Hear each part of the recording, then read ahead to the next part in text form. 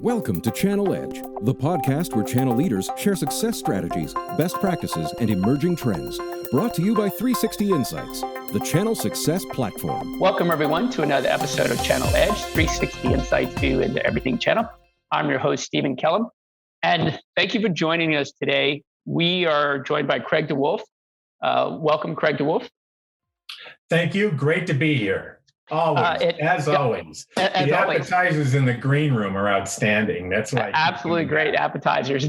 And sorry, folks, we're joking around a little bit because this is the fourth part in a four-part series around MDF, CoOp, when to use them, how to make them effective, why they're important, and how do you get funding for them? What is that funding and why that funding is so important? So we save the funding piece for last, Craig, because look, actually, I think it's pretty fascinating, the whole finance side of it and how that affects your business. And most importantly, how that affects the dollars that you need to be able to accomplish your objectives. So let's start with, Opex and Contra and why it's actually pretty simple.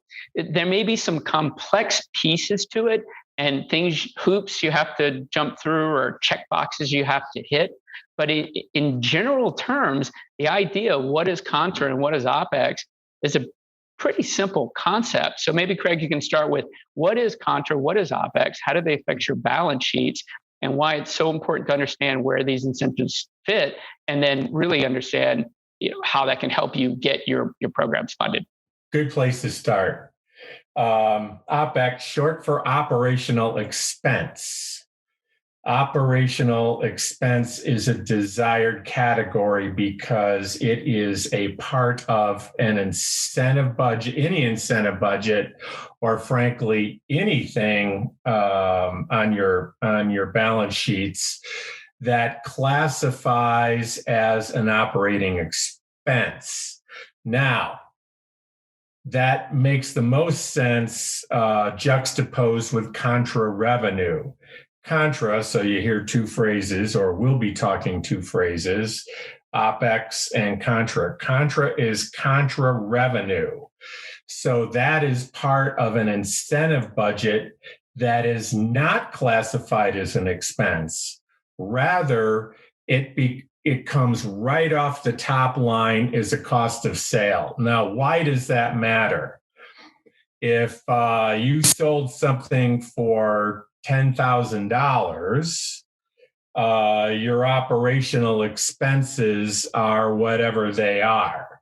But if you had an incentive or had to give away let's say a commission externally for that $10,000, your balance sheet is now not showing a revenue of 10. It has to take that $1,000 deduction right off the top line, meaning your sale for $10,000 is now $9,000. That matters particularly for public companies who want to show growth.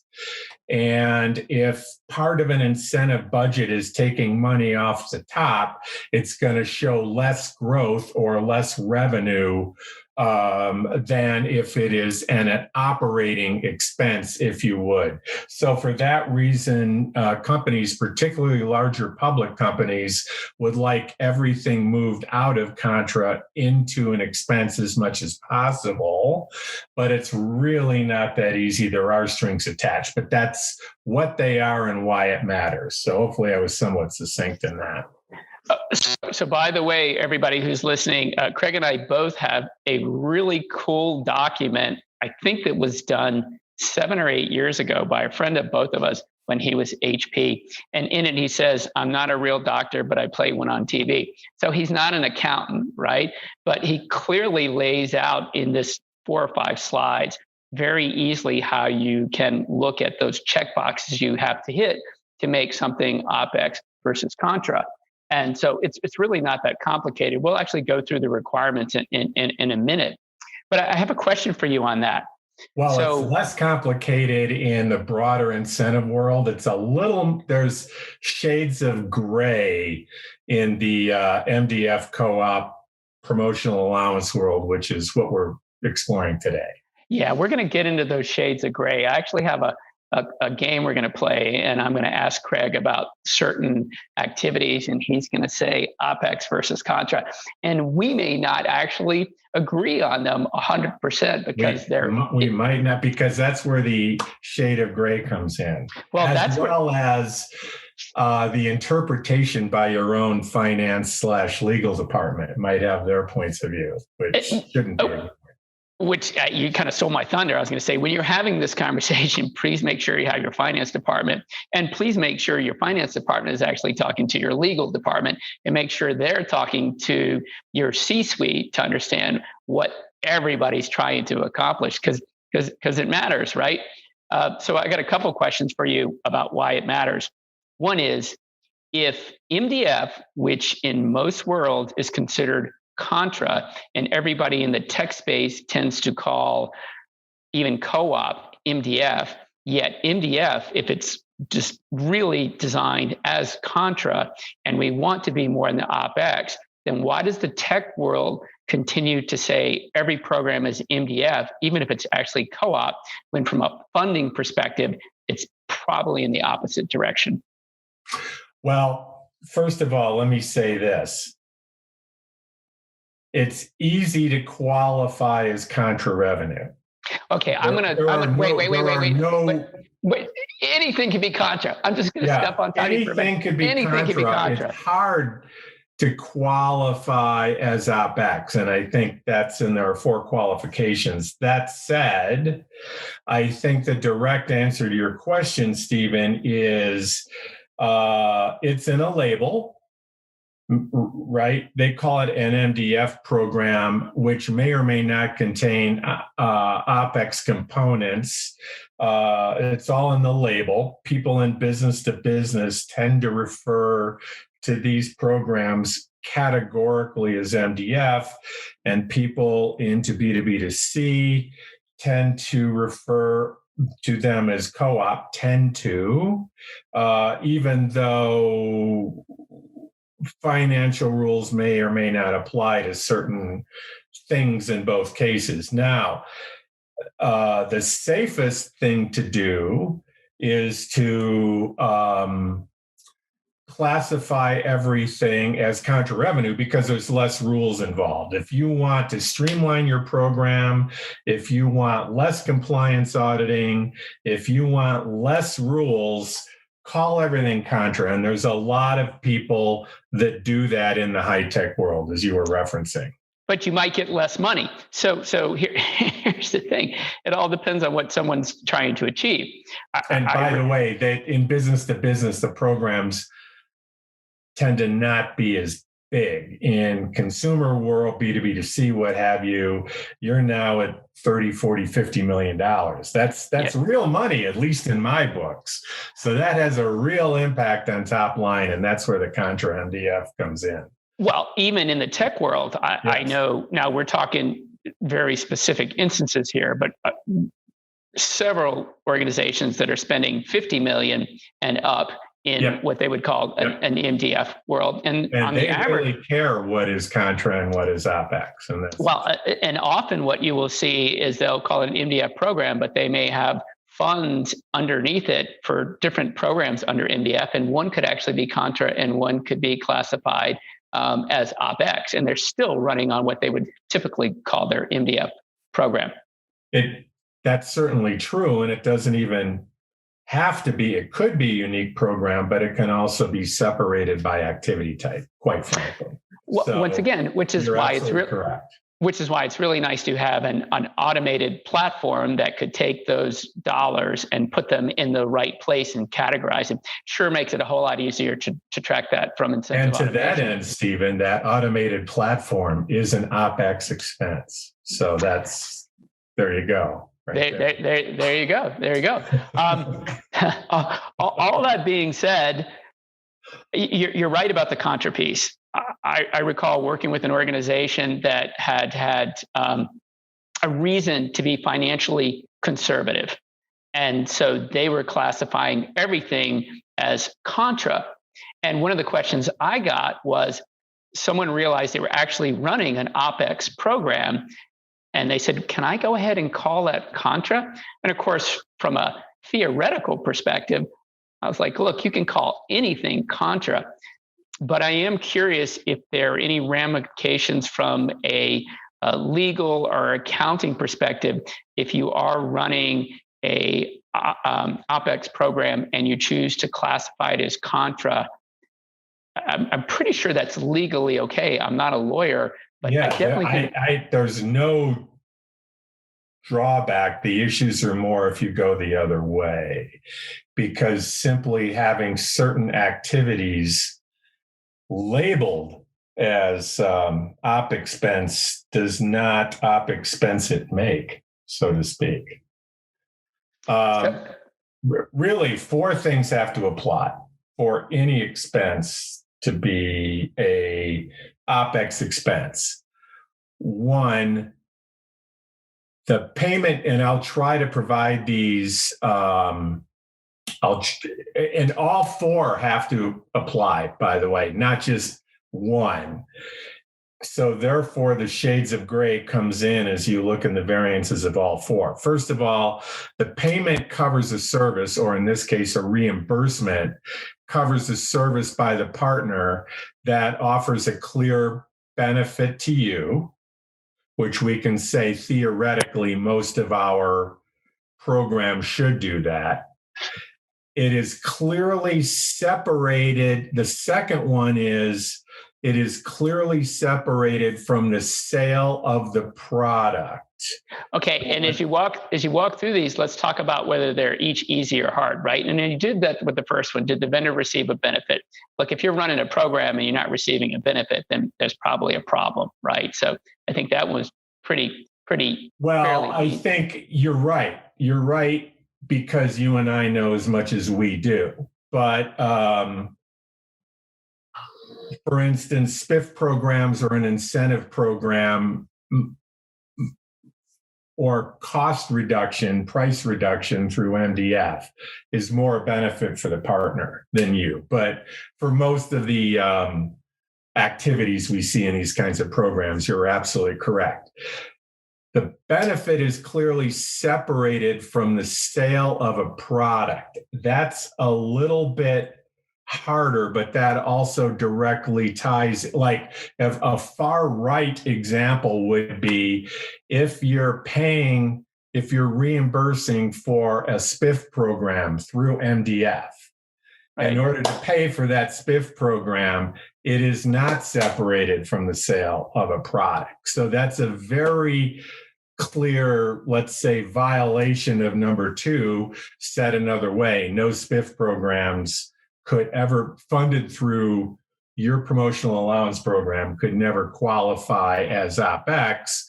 But there are some shades of gray, and part of that shade of gray is in the third area, which is the benefit could be purchased from a source other than the partner without an obvious fee or upcharge. Now, let me explain.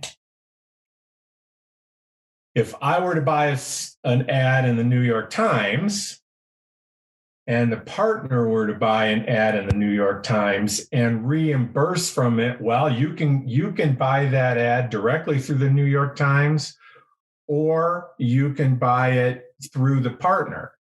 If there is no upcharge, which brings us into the fourth point, you have substantiated proof of performance to reasonably estimate true costs, then that is a clear OpEx expense. So an ad in the New York Times, in terms of being completely applicable, the benefit covers a service by a partner that offers a benefit to you. Yes, a co-branded ad in New York Times does.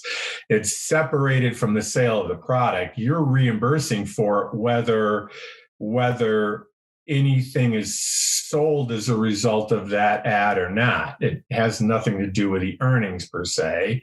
The benefit can be purchased from, as a third one, from a source other than the partner. You can buy that ad directly through New York Times, and you are getting proof of performance from the New York Times saying the ad costs this much. Now, while that is clearly OpEx, it starts getting fuzzy when the partner is creating the ad, doesn't provide proof of performance. Let's say that ad costs, for the sake of demonstration, $1,000, but they charge you, the partner charges you $2,000 because they say, well, we need money to create that ad, and we're doing it through our in-house team as opposed to a third-party agency. And there's no proof of performance submitted, then boom, suddenly that's contra revenue. Now, if that $1,000 to create the ad is done through an ad agency, let's say, and the receipt is provided, then it also qualifies as OpEx. So it is really that part of it where the costs are reasonable and could be purchased directly through you that kind of makes it a shade of gray. And going back to an earlier point, if I don't want my partners to go through all of that, I want them to submit the least amount of paperwork possible. I don't want them attaching receipts. Great. Call it a contra program. But don't, just because it's a newspaper ad in New York Times, it does not automatically qualify as OpEx, which is why we recommend to our clients that they only reimburse for third-party costs, in this case, the media costs for New York Times and or the agency, and to submit a receipt of the true costs at the point of claim. That makes you safest for calling it an OpEx. So let me add in one breath. Are you? Oh, I think people are going to need to study the paperwork that you can send them on that one. But it's pretty clear that you walk through those. And I think the challenges for me and interesting places that I see it is in the proof of performance and the separation of the sale part. To me, I think the other two are fairly easy to do it. But I also don't think you can lose sight of what you're trying to achieve with your MDF or your CoOp. Yeah, you need to make sure that you understand where your budget is coming from. But if you're going down a path and you're looking at calling it MDF or CoOp, and you realize the objective, and we've talked about this in several of our conversations, and your goal of your program, let's just say, is enablement, because you realize that sales and marketing enablement are a really key initiative in your organization. Technical enablement too, but keep going. Well, I know. Well, this is where it gets a little bit different, right? Because maybe one's separated from the sale and one's not. So training is very, very different between sales training and technical training on that. Even a demo can be very different. Historically, we think of it, a demo as being something like requesting demo equipment, but it could be training on how to do a demo that's very much a part of a sale. My whole point on this is I think Contra versus OpEx is huge, but I don't think you can miss your objective of your program because of it. And correct. If we can end the show there, that's perfect. Thank you, everybody. Don't forget to tip your waitresses on the way out. So that's a key piece, right? And I do think you have to pay attention to where your funding is coming so you can go get the funding that you need. But in today's world, where we're seeing so much of a need for sales and marketing enablement, even outside of the technology world, probably even more outside the technology world, because digital marketing and digital sales is changing so much.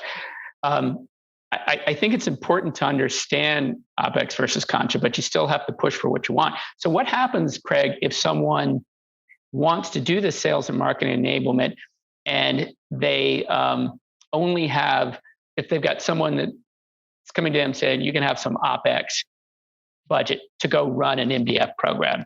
And then they realize that what they really need is going to be classified as Contra. What do you do? Yes, you're. No, I know the answer, but I was trying to avoid it depends. But it really does. It has a lot to do with the activities you want to fund. So if you're saying a sales enablement budget, right? That tells me we're not talking about the ad in New York Times. We're talking about training and demo equipment, et cetera, et cetera. To the extent that you can limit it to, see, here's the other big clue, I think, that I use. Are you paying or are you compensating for part of the partner's overhead and their own sales costs, or not? So to the letter of the law, the loosest possible, sales training and purchasing equipment would fall in as contra. But if you use third-party resources such as, third-party sales train, Tim Robbins, I don't know, Right. who the hot sales trainer is out there. And there is time spent by this third party helping the sales team understand how to sell your product so it benefits you too and not just overlap, right? And any third party could do that. Yeah, plus the theoretically facilities too, Yep. But again, there are very conservative financial and law people, particularly, and by the way, the reason that this topic is important is because there are companies getting hit by this. Major tech companies, those of us old enough to remember Enron or WorldCom in the old days, this was the thing that brought them down, right? So if you've had an infraction and your wrist has been slapped once before, chances are your financial organization might be a little bit more conservative in their decision. But I would recommend categorically throw everything that's sales enablement is contra and everything that is, let's say, brand building, lead gen as Opex if you can. That's the safest way to do it. But there are a lot of shades of gray out here, which is where you're going to kill me on this quiz. I know that. No, and by the way, I don't want people listening to think that it's a bad thing. I almost hate to say to get creative, because it's a new way of looking. When you're talking about you pull in a Tim Robbins, or you find a way to get someone else to create that training, that third party to come in and to do that. See, from my perspective, I don't see that as trying to break the intent or the law. I see that there's an evolution of how that happens in the market, and they might actually be even better at it than you're equipped at it, and you're able to get that Opex versus the Contra side and still do it. I think it comes down to do it for the right reasons, and if that makes sense and it fits into what your C-suite's trying to drive and it accomplishes your goals, and you've got your legal side on it, I don't think that's a bad thing to do. But then again, as you say, I'm not the one would be slapped on the hand for doing this. I see people doing exactly what you were talking about anyways, and with a Tim Robbins or someone, a third party to do that, and then still later than going back and figuring out whether it can be Opex or Contra, because they did the right thing for their program, and then they figured it out afterwards. Yeah, I would say too, just as an idea, so I'm not calling it a recommendation, do understand the difference. Reimbursing for 100% might be seen differently than reimbursing 50% of that cost. Maybe. I don't know. Maybe. True. So that's that's an idea to toy with. Again, perception is reality here, and it depends as to who has that perception. And if it's a judge, then that's the biggest perception. But there are things you can do to soften the blow, depending on what's right with your program. And you brought up an interesting example, like, here's some money, but it's got to be OpEx. What do you do? Right? That was your scenario, right? And it's like, ooh, and it has to be used for sales enablement. That was your other. Okay, I threw that piece in. No, what I said is, here's some money and it's OpEx, and what you need is sales and marketing enablement. Yeah. Then how do you work with the rest of your organization to figure out how to use those dollars correctly? Or do you just say, hey, I can't do this, and this is the letter of the law, and if I do this, I'm going to have to make it Contra, and I don't have that, so I'm going to have to change my program, and I'm going to figure out how to use it effectively, but use it in a different way. Well, the easy answer is to use it for lead gen and marketing activities, but even the sales meeting, a lot of MDF administrators are going to hate me for this. Even that sales training meeting, you might have a co-branded golf shirt or coffee mug, right? The worst thing in the world that most MDF managers want to fund, but nonetheless, they can get funded. Those can be indeed Contra, because it's got your logo on it. It's a coffee cup you can buy yourself if you want, separated from the sale of the product. They submit a receipt for golf shirts or coffee cups. It can be a clear, Well, no, that'd be OpEx. You mean it can be an OpEx? Yeah. I'm sorry, it can be an OpEx. OpEx. Yes. Yeah. Absolutely. It could be worthless OpEx. Well, that's just great, right? Which I think if those of you who are listening and they're still hanging on as we go through this, if you go back to the first or the second, I think it was the second we talked about, the reason MDF gets a bad name in certain places is because people think of it for golf balls and T-shirts and coffee cups, and I don't think, I don't think Craig and I are recommending that. Are proponents of that at all? No, we're just talking about creative financing. That's all we're talking about here. All right, so we're just going to play a quick game here. I'm going to pick like 3 or 4, and Craig's going to tell me whether they're. Right. I am going to tell you in advance without hearing any of these. So you listeners at home, we haven't discussed this. Have we discussed this? Oh no, we haven't. We haven't. Okay. Discussed. So I'm going to take the most conservative view when he answers this. Okay. All right. So here we go. We're going to start with it. We'll start with the easy one. Events. No, that's not. I will say events are Contra in general, but events, there's the T-shirts and all that. Events are typically classified as, the partner's internal events. Trade shows are sometimes called an event, and customer events. So there's certain aspects of each one of those 3. Internal partner events, never. Trade shows, yes. The collateral, parts of the trade show booth, things like that. Customer events, swag that's handed out, stuff along that line can be. But in general, it's Contra. It's Contra. Okay. How about collateral and case studies? When I can say, when instead of even case studies, I'm gonna actually say I'm gonna say that people can also look at proof of concept. Okay.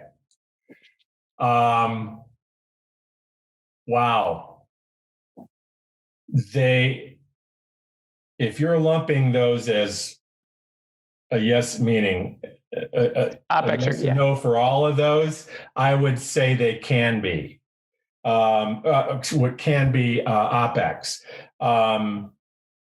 Ideally, case studies, if it's OpEx, ideally the case study would also be used by you, the vendor, the marketer, not just the partner, but that would be in an ideal world. But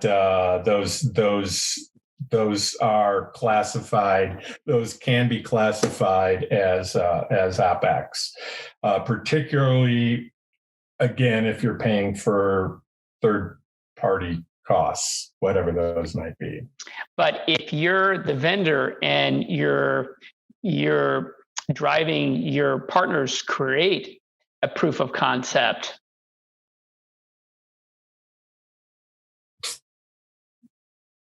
to close the sale, why else would you create a proof of concept? Yeah.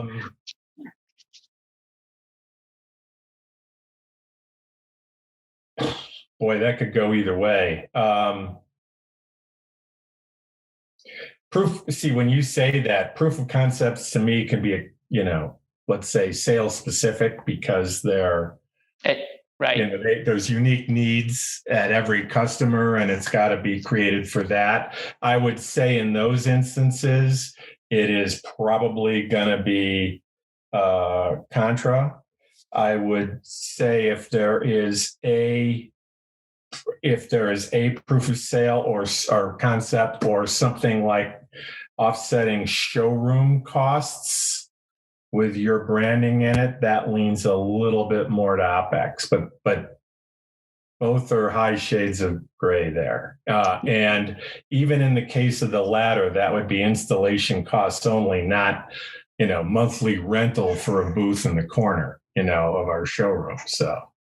And I tend to see that more in even a software world, right? And you're most likely you're creating that once again for an individual sale, versus creating a demo that you could use over and over again. Right.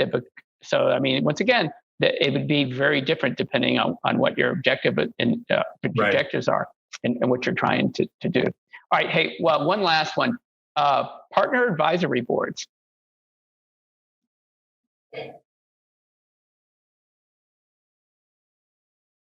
So how does MDF get involved? Like travel, or, let's say there's a travel to a swanky place in Phoenix that you have your advisory board half the day, and then the other half of the day you're not having your advisory board? Now, one of the reasons I bring this up, and I think you know this, I think you could take partner advisory boards, you could take partner summits, you could take partner conferences. Many organizations I know that even claim to have a very high usage of their MDF funds. When you actually dig into it, many of the partners are using those MDF funds to travel to that partner conference. Yeah. Which is pretty much using them to travel to an advisory conference board conference board meeting as well. You could have stumped the band, but I would say that could be Opex. Yeah, I would say because flying your own sales guys to a sales meeting is Opex, right? As long as it's not a pure attaboy party, you have to have whatever the rule is, 50% of the day. I don't know what it is, attributed to meetings and, productive time, however that's measured. I know partner conferences and advisory boards would adhere to the same rules. I would think that would make it Opex as well. Yeah, I think in most cases it probably is. But I do think the interesting piece is it can be shades of gray across all of those. Yes. So I think it's time to wrap it up. Craig, I think we've dug fairly deep there. Thank you. Yeah, we've done very deep into Opex versus Contra. And I think, as you like to say, it depends. I think it's fascinating. There are very, very clear rules about this. However, how those rules are interpreted really can make the difference. And I still go back to what we started about in the beginning. Make sure you understand your objective and what you're trying to do for your programs, and then figure out whether it's Opex or whether it's Contra. Makes a ton of sense. But then again, Craig, you also know that we know marketers out there that are handed dollars in a certain budget, a certain type of funding, and they're just going to have to figure out how to get the most out of that. Yeah, well, my final words are going to be on these two thoughts. One, the easiest is Contra because you don't have to be so tight on the documentation. And the second reason why having everything Contra is good for some companies is because I've been told by a lot of clients, I like my promotional allowance program to be Contra because when it comes down to budget cuts, they never cut Contra, they always cut Opex, So I want to keep my Contra budget intact so I can, do whatever the hell I need to do with it in order to make sales, So, those would be two good reasons if you're in that situation. Absolutely. And I think that concludes our MDF CoOp series, but I do Series think one. Series one. I do think we come back in a couple of months and we talk about Contra and how it fits into every other incentive. Oh, there's lots of other things to talk about. How to make your program kick ass. There you go. There you go. Regardless of whether it's Opex or Contra. So, Craig, look, I really appreciate you spending time with us for these 4-part series. Anyone who's listening and just got into the Contra Opex world of this, please feel free to reach out to us. If you want to know more about MDF or CoOp and when to use each one of them outside of budgetary constraints or opportunities, please go back and listen to one of the other three podcasts that we've done over the past months or so. So, Craig, once again, I want to thank you for joining us for all 4 of these episodes. It's been really enlightening. I really appreciate you taking some time and going through all of this with everybody. Always good to work with you, Stephen. Thanks. Oh, it's been fun. And listeners, thank you for your valuable time and spending some time with us. Once again, if you have ideas for future shows and want to connect, please feel free to reach out to us at Channel Edge at 360insights.com. You can also reach Craig or myself on LinkedIn. It's Craig DeWolf. He's on LinkedIn. Stephen Kellum. I'm on LinkedIn. Please feel free to reach out to us and ask us any questions, or we're glad to send anyone any documentation that we've covered over the last 4 parts of this series. If you've enjoyed the show, please feel free to share this with your colleagues. And remember to subscribe using your favorite podcast platforms, iTunes, Stitcher Radio, Google Play, Spotify, wherever you get your great content. Once again, thanks everybody and have a great day. Thanks for listening to Channel Edge, brought to you by 360 Insights, the channel success platform. Subscribe now on iTunes, Stitcher Radio, and Google Play, and you'll always be the first to access new episodes where channel leaders share success strategies, best practices, and emerging trends. For bookings, feedback, questions, or comments, feel free to email us at channeledge@360insights.com.